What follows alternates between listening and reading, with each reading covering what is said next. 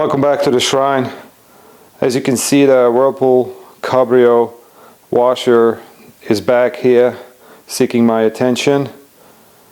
According to my better half, it did not pump the water out last time, so in a quick and hurry I brought it in and properly gutted it. First and foremost, I removed the pumps. The one on the left side is called the drain pump, and then the one on the right side is called the recirculating pump. I already removed them. I'm going to save you from, the disassembly, and I've taken them apart. So let's look inside. Let's see what's wrong with these pumps. I've got the drain pump here disassembled. As you can see, mostly plastic, a little bit of steel and copper. There's really not much to it. I think you can buy new ones on eBay for 20 bucks, 25 bucks. So this is the drain pump, and then this is the recirculating pump. So it's similar in nature, and just looking at it, the termination style is the same, the coil looks to be the same. So what we got here is some housing, and then we have a stator that is mounted on this plastic. So you can see the stator just slides onto the plastic like that, and then this plastic essentially houses the rotor, and so here's the rotor. So I was thinking initially that there was something wrong with it. The rotor got stuck, or something is loose, something is broken, but this is one of those no trouble found scenarios.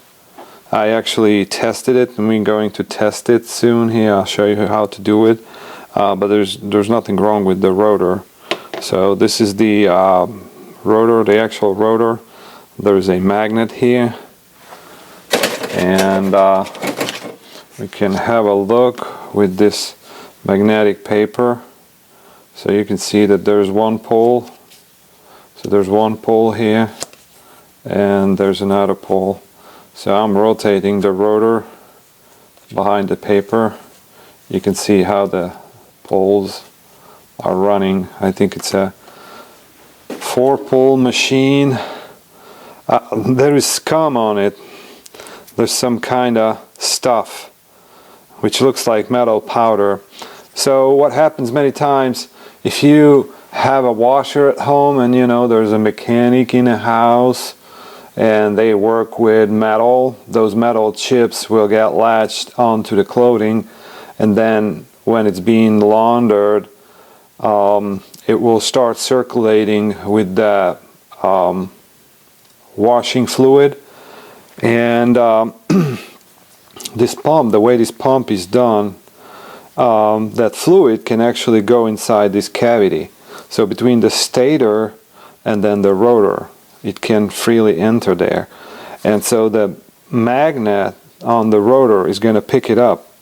So if you end up with enough of those metal shavings in this air gap here, it can lock this up.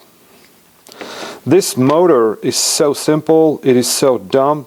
It's basically, they told the engineers, we need a motor for $1.50, and so they made a motor for $1.50.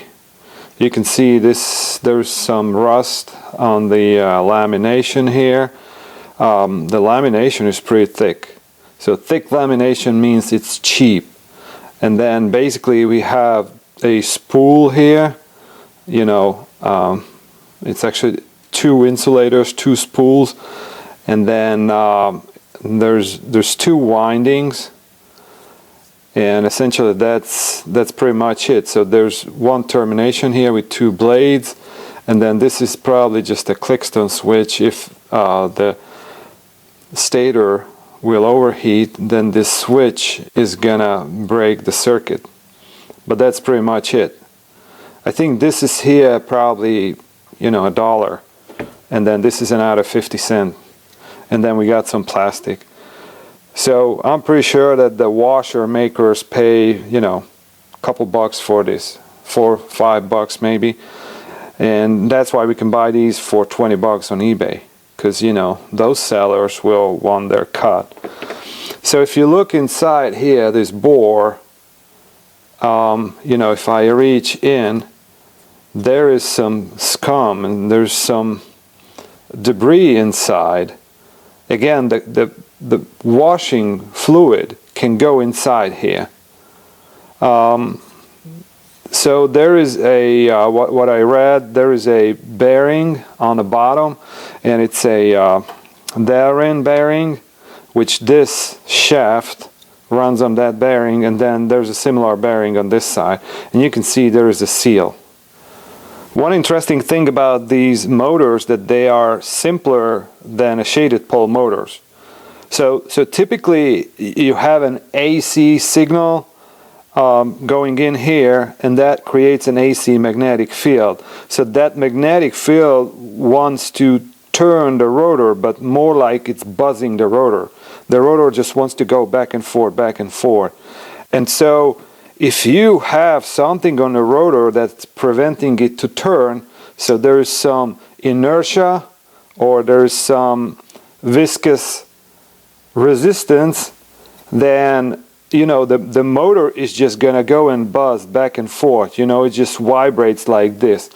So what these engineers came up with is, look what happens here. You see the impeller is mounted on a clutch. So the impeller, when I first took it apart, I thought this is faulty. You see how I'm holding the rotor and the impeller is moving relative to the rotor?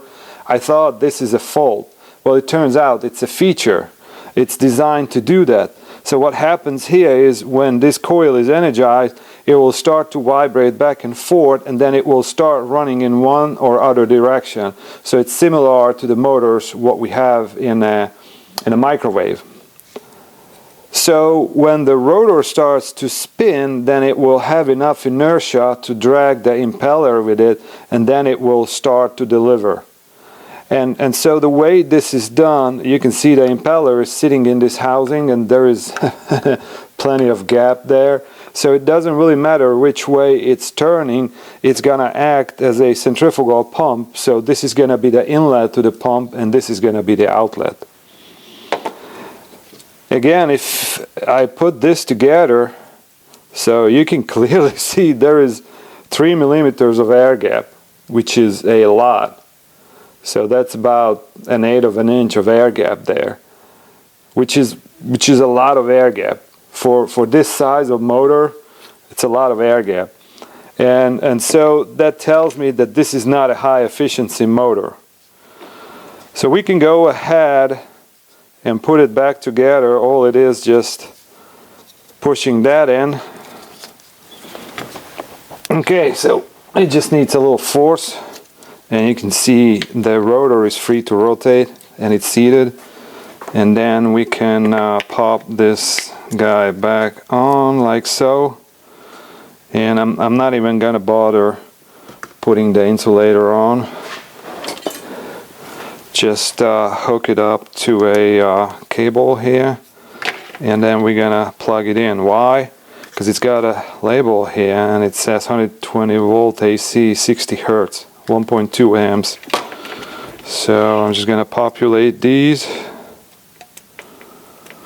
and I'm just gonna plug it in, see what happens. Let me get you guys closer. And that's contact.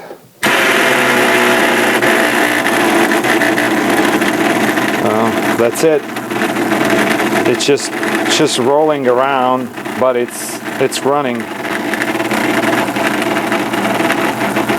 It's got the whole table. It can just roll around as long as it wants. So there you go.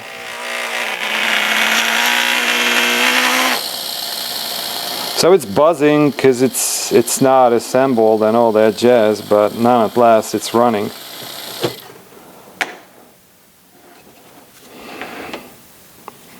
It can't get any simpler than that, so let's do another test.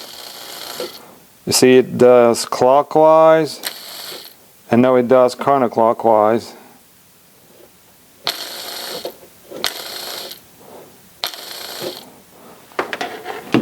I gotta put some marking on it just to see which direction it is rotating. So we're gonna put a mark there, and then fingers crossed. You see, it's spinning. It's hard to see, but it is spinning. Every time I start it, it spins. So this is one of those situations where no trouble was found. You know, there could have been some kind of debris blocking this, but again, you can see here that when I'm trying to rotate this, you see how it goes, and then the rotor aligns itself with the stator, and then it's hard to rotate, and then it will jump. So it has more than 90 degrees of clutching action, so this can move left and right. So there's only a couple bolts holding it together. So I'm going to put this back together, assemble it. So this was the drain pump, and then this is essentially the recirculating pump. Again, it says on it 120 volts AC, 60 hertz, 0.75 amp. So one interesting thing about this is the stator doesn't look to be as wide as this one. This has a wider stator. So you know what, I'm going to take this apart and we can compare it for everyone's education. I'm going to take it apart. But what I just realized is, you see how this goes back together in multiple different ways. So you can put it together this way, and you can also put it together this way.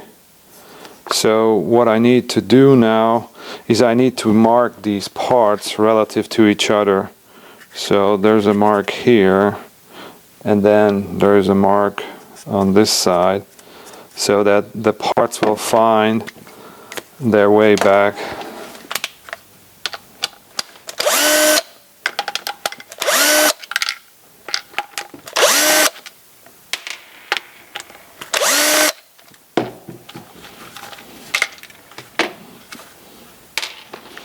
So there was 4 bolts, and then there's this clip here. So there's always a chance with these clips that that will be the last time that you unclip it, because they are not designed to be disassembled and reassembled. Again, this is one of those cases, you know, where the right to repair is not on their minds. So this housing is essentially as the same as that housing without this extra living hinge cover. You see how the two housings are identical? So I'm pretty sure they are made in the same tooling with some inserts. And as far as the stators go, you can see it's the same exact stator lamination. It's the same width. So that's how they're making the economy, you know. They use the same parts. So the only difference really is that the drain pump has a wider lamination than the recirculating pump. I'm guessing that the drain pump will need more pumping. So this is 40.7, and then this guy is 25.4, so it's 1 inch. So let's mark this guy.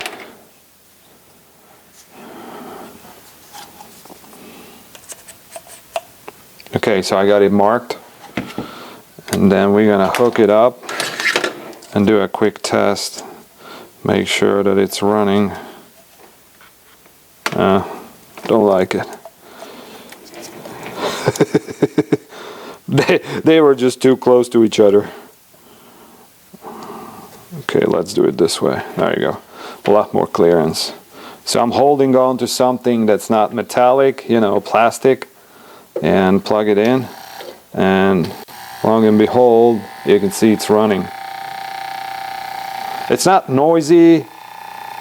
There's no discoloration on the wires, so I don't see a reason with this, you know, why it wouldn't work.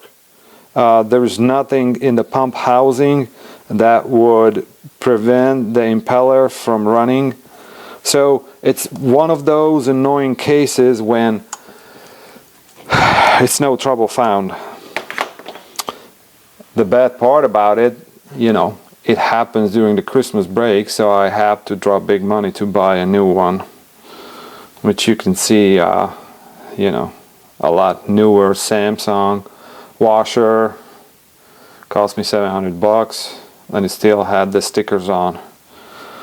So I'm gonna go and put this back together, and we'll do some tests on the washer and see how it runs. So that's it. Put the bolts back in, see what happens. Well, the pumps are back in one piece. And look at this, some beautiful person here marked the parts so that the next sucker in line will know how to put it back together. But nonetheless, it's one piece again, and it's ready to be run and tested. So off to the washer. I got the pumps installed. There's nothing challenging about it. You essentially put the hoses on and then these clamps, and there's one plug connector on the bottom, 3 bolts mounted to the plastic tub. Both of them mount the same way. So what I'm going to do now is introduce some water and essentially run a test cycle in the shrine. I'm going to go ahead, pour in a bucket of water.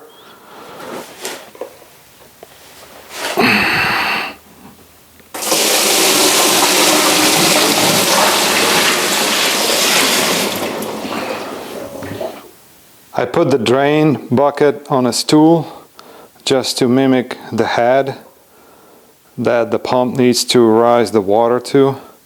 So let's turn it on and see if it works.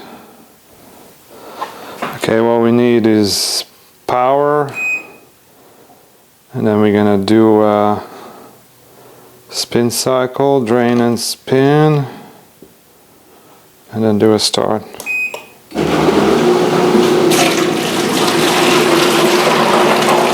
Now you can see the pump is running and it's discharging the water.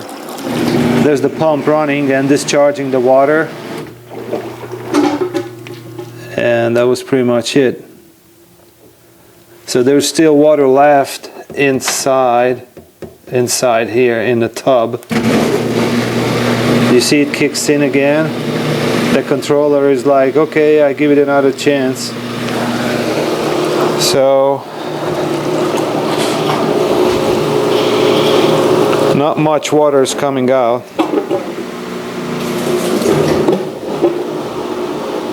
And it's doing the shaky. It is turning on the motor, shaking the tub, and doing the whole 9 yards. It's basically a dog and pony show at its best. Well, it looks like the washer is running properly, so this might have been one of those issues that's called no trouble found. And that is going to be a wrap for today. I appreciate your time. I hope you enjoyed the video. Let me know your thoughts in the comments down below. And don't forget to subscribe to see what I work on next. See you next time. Bye.